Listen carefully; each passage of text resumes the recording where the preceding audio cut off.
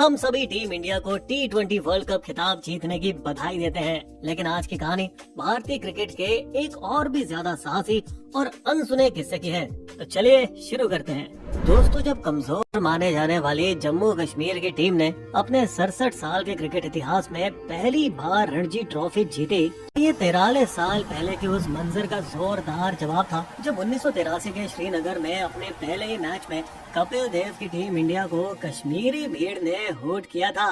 और इस जीत का सबसे बड़ा हीरो था कपिल का पुराना साथी 61 साल का सीधा साधा हेड कोच और पूर्व भारतीय बल्लेबाज अजय शर्मा। हाँ दोस्तों, वही अजय शर्मा जिसे 26 साल पहले साल 2000 में बीसीसीआई ने भारत के सबसे बड़े मैच फिक्सिंग कांड में दोषी मानकर जिंदगी भर के लिए बैन कर दिया था।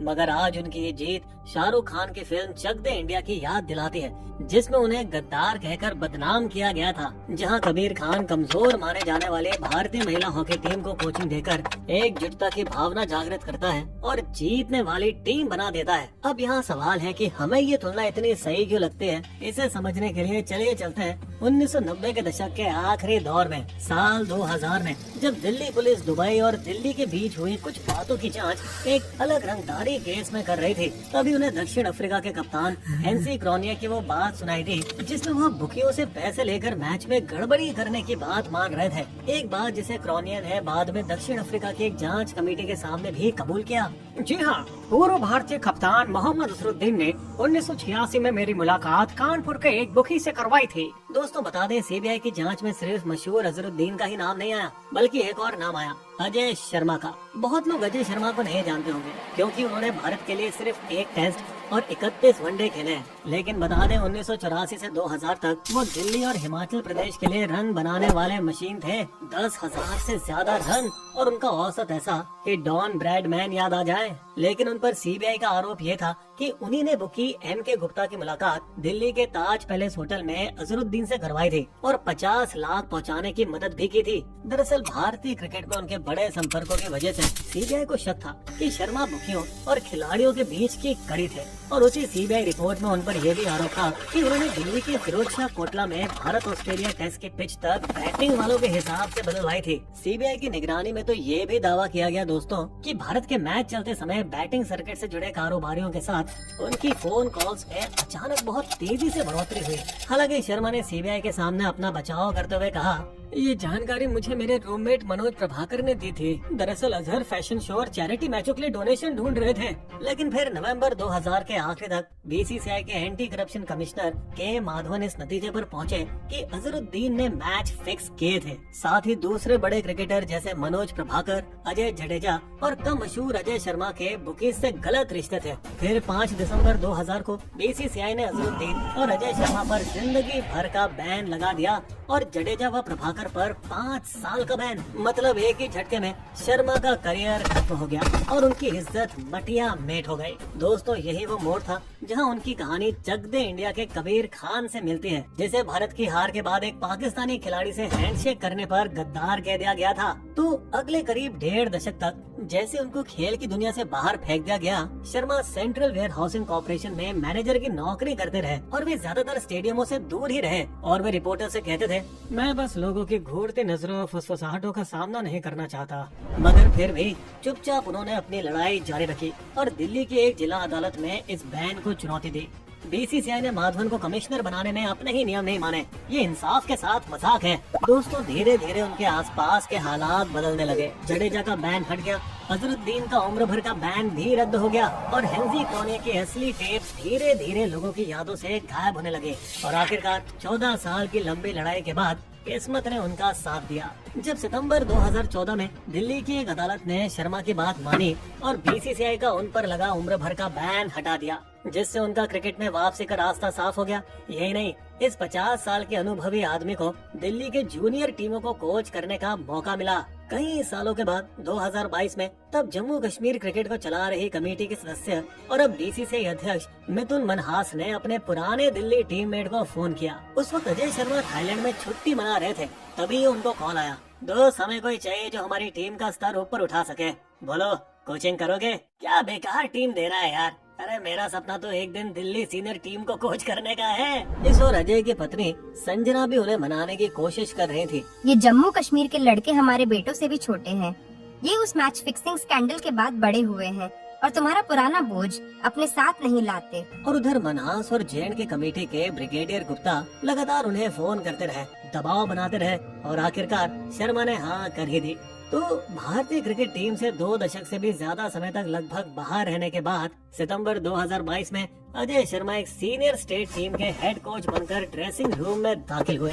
लेकिन दोस्तों, जम्मू कश्मीर की टीम को कोच करना आसान नहीं था। उनके और टीम के सामने बहुत सारी मुश्किलें आई और वो सारी मुश्किलें हम आपको बताएंगे। लेकिन पहले दोस्तों, बिस्बो को सब्सक्राइब तो जरूर कीजिएगा, नोटिफिकेशन के लिए बेल आइकन जरूर दबाइएगा। देखिए हम इस वीडियो में कम से कम 1000 लाइक एक्सपेक्ट कर रहे हैं। चलिए, तो दोस्तों, दशकों तक जम्मू कश्मीर क्रिकेट बदहाली में पड़ा रहा था और वो सिर्फ 2 बड़े मैदानों पर टिका हुआ था, एक श्रीनगर में और दूसरा जम्मू में। श्रीनगर वाला मैदान हर साल करीब 4 महीने बर्फ और बाढ़ की वजह से इस्तेमाल नहीं हो पा रहा था। ऊपर से राज्य से जुड़ी ज्यादातर खबरें नकारात्मक होती थी। लेकिन इससे भी बुरी बात तो ये थी कि जैसे ही जम्मू कश्मीर टीम का कोई युवा क्रिकेटर IPL कॉन्ट्रैक्ट पर जाता था तो वो खुद को सेलिब्रिटी समझने लगता था और बाकी लड़के भी उसी को देख नकल करते थे। सबका ध्यान सिर्फ छक्के मारने पर रहता था ताकि IPL कॉन्ट्रैक्ट उन्हें मिल जाए। किसी को 3 या 5 दिन वाले खेल की परवाह ही नहीं थी। और हमारे नए कोच शर्मा को ये सब देखकर बहुत गुस्सा आया और उन्होंने तय किया कि अगर किस्मत बदलनी है तो सोच भी बदलनी पड़ेगी। तुम सबको फिटनेस में अनुशासन लाना होगा और नेट सेशन अब लंबे चलेंगे। अब दोस्तों, शर्मा जी तो दिल्ली के थे और ऊपर से उसी पीढ़ी के जहां नेट्स में चिल्लाना और सबके सामने डांटना एकदम आम बात थी। लेकिन ये जेंसी खिलाड़ियों के लिए नई चीज थी, जिस वजह से ड्रेसिंग रूम के अंदर बगावत शुरू हो गई। क्या तानाशाही है ये? अपने आप को समझता क्या है साला? हाँ यार, इसे बाहर करवाओ। और बस लगभग कुछ ही महीनों में पूरी टीम ने बगावत कर दी और JKCA के सब कमेटी को उसकी कोचिंग के खिलाफ शिकायत भेज दी। दोस्तों, ये बिल्कुल वैसा ही था जैसे फिल्म में शाहरुख खान कहता है ना, हर टीम का एक ही गुंडा हो सकता है और वो मैं हूँ।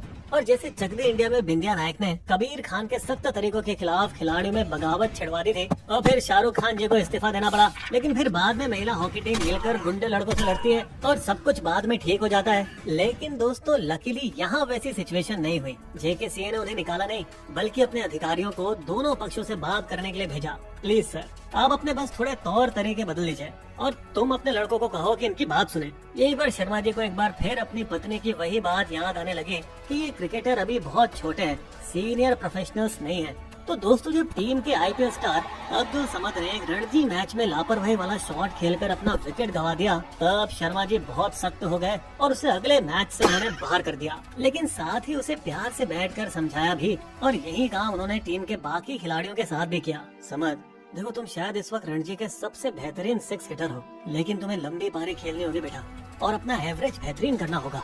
यही नहीं दोस्तों, उन्होंने टीम को अपना बनाने के लिए प्रतीकात्मक फैसले लिए, अपनी पुरानी DDCA सदस्यता छोड़ दी और JKCA का आजीवन सदस्य बन गए, जिस वजह से जम्मू और कश्मीर के खिलाड़ी अपनी अलग अलग पहचान और राजनीतिक फर्कों के बावजूद उनमें एक साझा सहारा देखने लगे। बिल्कुल वैसे ही जैसे जगदे में कबीर खान का मंत्र था कि लड़कियां अपने अपने राज्यों के लिए नहीं बल्कि इंडिया के लिए खेल रही हैं। बस फिर उसके बाद युवा J&K टीम ने एक नया कल्चर अपना लिया, जहां कड़ी फिटनेस रूटीन आम बात बन गई थी। अब लंबे नेट सेशन में उन्हें रेड बॉल क्रिकेट में धैर्य से बल्लेबाजी करना और लगातार कसी हुई गेंदबाजी डालना सिखाया गया। इन सब के बाद टीम में बॉन्डिंग इतनी स्ट्रॉन्ग हो गई थी कि बस यात्राओं में ये अलग अलग इलाकों के खिलाड़ी अपने गानों की प्लेलिस्ट और संघर्ष की कहानियां एक दूसरे से बांटने लगे और धीरे धीरे ये अंडरडॉग एक असली फर्स्ट क्लास टीम की तरह खेलने लगी, जिसने दिल्ली को दिल्ली में और मुंबई को मुंबई में हरा दिया।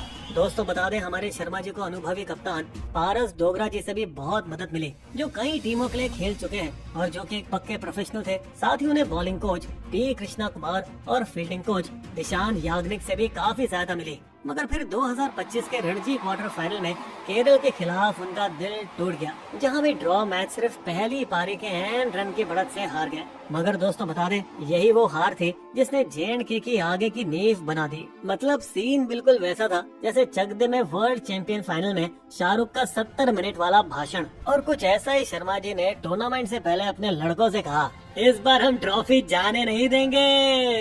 दोस्तों ये संदेश ड्रेसिंग रूम की दीवारों पर, टीम रूम्स में, होटल रूम्स में, व्हाट्सएप स्टेटस पर हर जगह चिपका दिया गया। और 2026 में ये डेविड बनाम गोलायत जैसा था। जम्मू कश्मीर एक के बाद एक पुराने रणजी चैंपियंस को हराता गया, दिल्ली, हैदराबाद, मध्य प्रदेश और बंगाल को। दोस्तों बता दें, खिलाड़ी के तौर पर शर्मा खुद दिल्ली के लिए 6 बार रणजी ट्रॉफी फाइनल खेल चुके थे, जिनमें से वे 2 जीते भी थे। अब जम्मू कश्मीर, जो इससे पहले कभी सेमीफाइनल्स तक नहीं पहुंचा था, उसने कर्नाटक जैसी मजबूत टीम को हरा दिया, जिसमें भारत के 5 टेस्ट खिलाड़ी थे। दोस्तों इस अंडरडॉग कहानी को सबसे ज्यादा गहराई से वही खिलाड़ी महसूस कर सकते थे, और उन्होंने आखिर में शर्मा को अपने कंधों पर उठा लिया और नारे लगाने लगे, भाइयों में भाई कैसा हो, अज्जू भाई जैसा हो। दोस्तों अब्दुल समद अब समझदार हो चुके हैं और वे 10 मैचों में 738 रनों के साथ 2025-26 रणजी सीजन के टॉप 10 रन बनाने वालों में शुमार हो चुके हैं। यहाँ औकिब नबी ने उनकी दबदबे वाली कहानी को और बड़ा बना दिया। पूरे टूर्नामेंट में सबसे ज्यादा 60 विकेट लेकर और दिल्ली कैपिटल्स के पूरे 8.4 करोड़ का आईपीएल कॉन्ट्रैक्ट उन्होंने हासिल किया, और हमें उम्मीद है कि वे जल्दी भारत के लिए भी खेलेंगे। दोस्तों दिल्ली ने कभी अजय शर्मा को कथित फिक्सर कहकर ठुकरा दिया था, मगर आज ये J&K के शिल्पकार 62 की उम्र में जीत के शिखर पर खड़े हैं। तो उनके सबसे बड़े आलोचक भी यही कहते हैं, वापसी की जीत सबसे मीठी होती है भैया। वैसे भैया आपको क्या लगता है? कमेंट करके हमें जरूर बताइएगा। बिस्बो की शायरी। मैच फिक्सिंग के केस में हुआ था जो बदनाम, जो एंड के जीत से चमक गया वही नाम। 62 साल की उम्र में लाई किस्मत रंग, अजय शर्मा ने कर दिया भारत को है दंग। हमारे वीडियो कंटेंट के सोर्सेस आपको डिस्क्रिप्शन में मिल जाएंगे।